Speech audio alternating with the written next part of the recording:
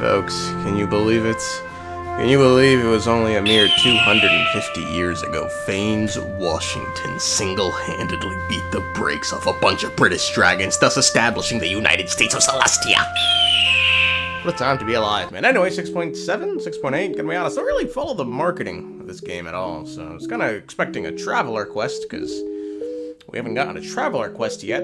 We did not get one.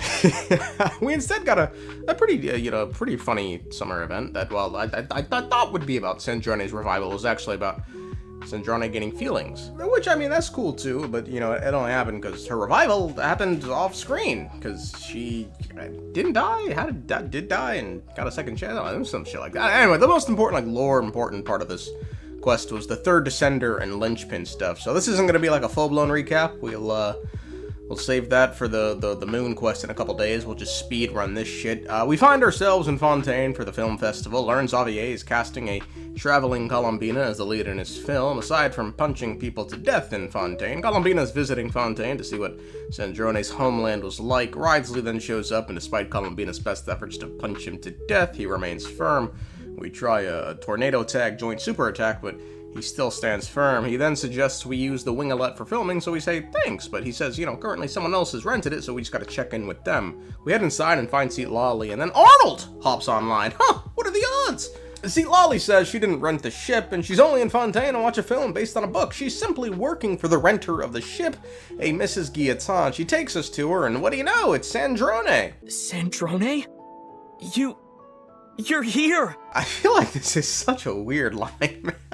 I feel like in like 9 out of 10 timelines, you're supposed to say, you're alive! You know, you're here. You're making it sound like the problem was she was fucking shifting locations. And we continue being as vague as possible before Sandrone asks Lolly and Xavier to leave. We ask Sandrone how she's back, so a flashback shows us. She wound up in Fontaine with severe damage to her core. We learned Polonio was even worse off, given he was using all his power to protect Wanderer's core and the formula. By asking the formula a question or some shit, Sandrone learned the plan works and Colombina lives. Sandrone still isn't sure how she revived nor what triggered her reboot. A message reveals this was the final gift from Alain Guillotin, her creator, and it only activated after she received a cryostellar linchpin. In the present, Sandrone says a stellar linchpin is a rare vision that manifests due to unknown reasons. However, the one thing that is known about them is they're related to the third descender. We remind everyone that his remains were used to create the Gnosis, but beyond that, we know nothing till now. Sandrone adds, given the Gnosis came from the third descender and visions come from that same system, visions too are to some extent related to the third descender. The difference between visions and stellar linchpins is that when using elemental energy with stellar linchpins, the user is able to use a power from beyond this world, which, I mean, I guess makes sense, kinda, given I'd imagine the main driving power behind the Gnosis and visions are the light realm, which is native to Tevat, and the heavenly principles used to refashion into elemental energy. Now, the reason stellar linchpins differ is because Sandrone goes on to add, when a stellar linchpin manifests, impurities from the remains of the third descender get fixed into place. And obviously, because descenders are external to this world, it makes sense their powers are too external. Interesting. Still, for it to appear, it means Sandrone had a wish or aspiration. We ask her what that wish was, but she says she has none, but, you know, without it, the linchpin, the second chance given to her by Alain, would not have happened. Polonia, however, is dead. We ask Sandrone what exactly she is doing here and why she's hiding from everyone. She says she's trying to track down where she and Alain used to live to find some things left by Alain to fix some anomalies within her following her revival. The house is now underwater due to rising sea levels over the past couple centuries, so she's using the winglet as a cover for an aquarium. Outside the room, Lolly begins eating her pillow. When we leave, Sandrone reveals her identity to Lolly, who doesn't really care much after the heroics of the rank 1 Fatui Harbinger, the captain in Natlan. Anyway, the next, like, 2/3 of this quest is us looking for the, you know, Alain's house. Poisson isn't too far from here, right? It's all a bit nostalgic, I guess. Back when I lived here, all this was still above water. Colombina filming her movie. What is she doing? And Sandrone doing her best to hide from the world. Ugh! Absolutely suffocating! You okay, Sandrone?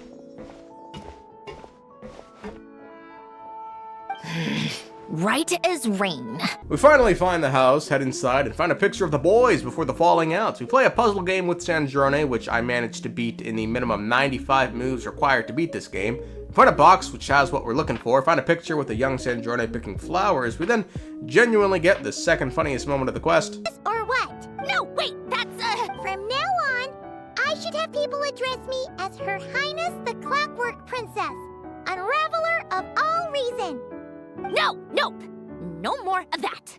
I thought I tore this page out. I'm sorry, but I could not help but hold on to it. Forgive me. Lynn, don't be embarrassed. Everyone goes through a phase like that.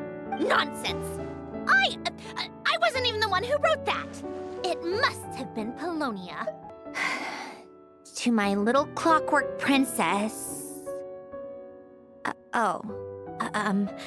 Not another word. A letter reveals Alan has prepared a formula to allow Sandrone to confront the anomaly within her, so she uses it, and we find out the anomaly is what arises when her emotional side contradicts her logical side.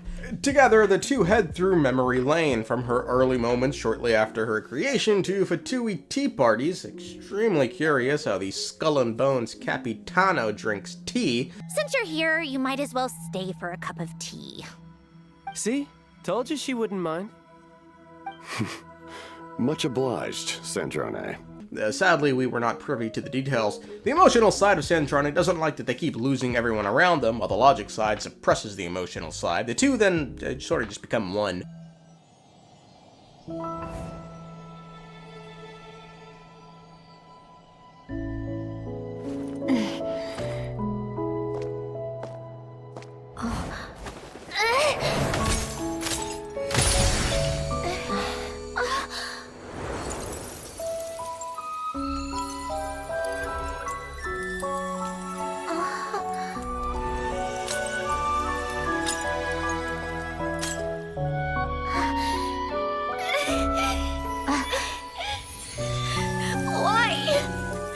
Why do we keep losing everything we care about?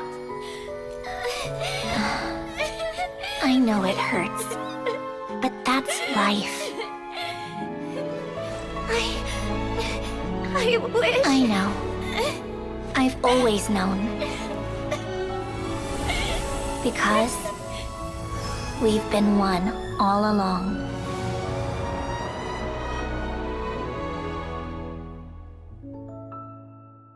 Sandrone reveals she's always had this emotional side to her, she's just ignored it all this time due to fear of loss. We once again ask Sandrone what her wish was. She knows, but now she just refuses to tell us. We had to go fight the souls that fused with Renee, if you remember that plot line during the Narcissan Croy World Crest like 3 years ago.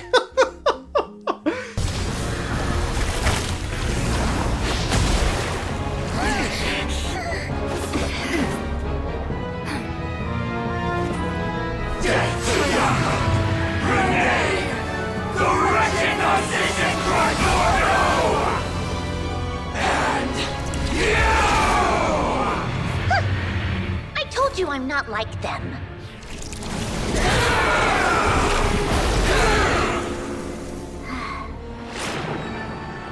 I'm stronger.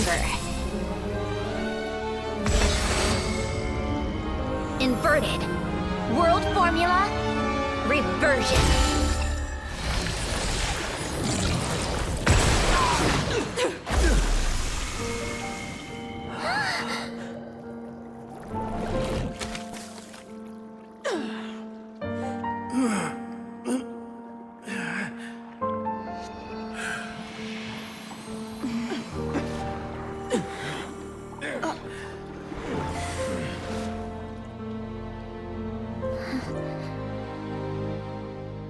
Be at peace among the tides, lost souls. With that done, Sandrone figures it's time to say hello to, old friends. She'll sense me coming from a mile off. How am I gonna...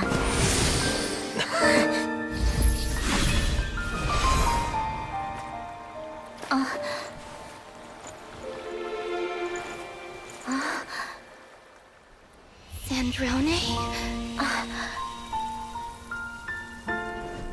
Is it really you? They're back? You didn't tell me. You avoided me. Why?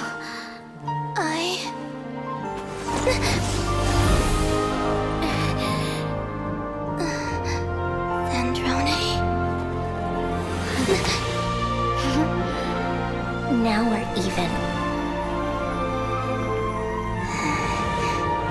I missed you so much. That makes one of us, idiot. I'm here, Columbina.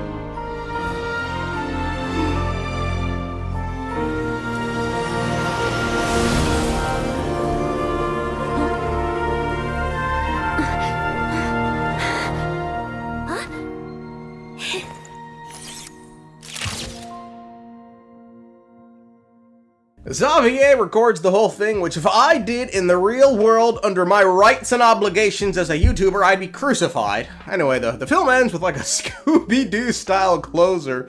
We then head to visit Alain's grave, during which Sandrone cries like a little bitch. At the after party, we get the funniest moment of the quest. These two must be the VIII and former VIII related to the recent incident in Nordcry. I read about them in the diplomatic report. The Udex? Oh, the dragon that cries a lot. Oh, well... Jeez, Columbina. That's your takeaway from all those Fatui meetings? Seriously? Is that truly how I'm portrayed in the VIII's intelligence? You notice the screen isn't changing. It's because I collapsed. I collapsed laughing. Anyway, this interaction's hilarious, if for no other reason than because compared to Columbina, you'd think Nervalette had the fucking social skills of Jack Nicholson in the 70s, who again punches Nervalette to befriend him. A later tea party, you know, goes ahead despite feeling terribly awkward. Anyway, to close out, Sandrone plays the piano, followed by a group picture, and that's it. That's the end of the quest. Like I said, not a crazy amount of lore, but, you know, there were vibes. Good times.